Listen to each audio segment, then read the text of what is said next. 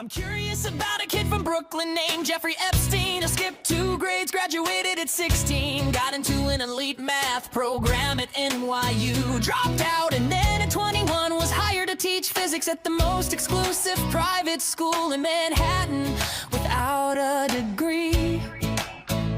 The headmaster was Donald Barr, OSS veteran, precursor to the CIA, who wrote a novel about elites keeping humans as sex slaves, and who just happens to be the father of William Barr, the attorney general who would oversee the jail where Epstein died 45 years later.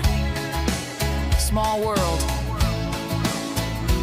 One of those students at the Dalton school where Epstein taught was the daughter of Bear Stearns CEO Alan Greenberg. Epstein told people that relationship got him his Wall Street job. Fired from teaching for poor performance, hired on Wall Street the next day. At Bear Stearns he rose from junior floor assistant to advising the bank's wealthiest clients, including Edgar Bronfman, president of Seagram's, who would later co-found something called the Mega Group, along with Leslie Wedner and Ronald Lauder, a secret network of billionaire donors coordinating pro-Israel strategy. He joined the Rockefeller University Board, the Trilateral Commission, the Council on Foreign Relations. David Rockefeller personally mentored him, a college dropout from Coney Island, at the table with the man who built the globalist infrastructure. It seems that many were fascinated or impressed by Epstein and his connections, which helped him become even more connected. A defense contractor named Douglas Lee's and Nixon's former Attorney General John Mitchell introduced him to Stephen Hoffenberg,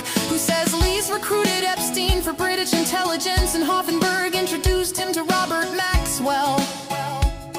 Robert Maxwell, media mogul who sold stolen surveillance software called Promise for the CIA and Mossad, document an intelligence asset whose daughter would move to New York and partner with Epstein. The same year he mysteriously fell off his yacht. 6 heads of Israeli intelligence at his funeral, totally normal for a book publisher. During this same period, Epstein had an Austrian passport with his photo, but a false name and a Saudi address. That's not something you pick up at the post office, that's intelligence tradecraft.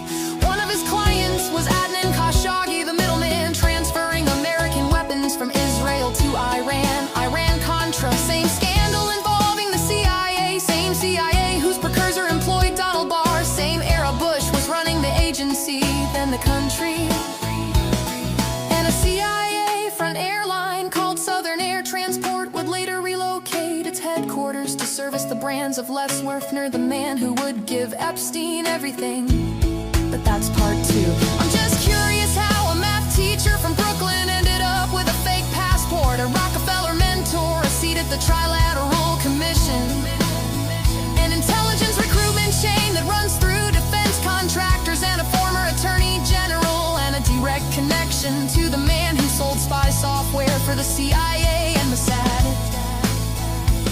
And I'm curious why, when they finally arrested him, there were 10,000 videos seized and sealed, 6 million pages were they released, maybe half. 10 co-conspirators identified and only one charge. The CIA director who visited his townhouse now controls all the intelligence, and the president who promised to release everything is attacking the congressman who wrote the Transparency Act.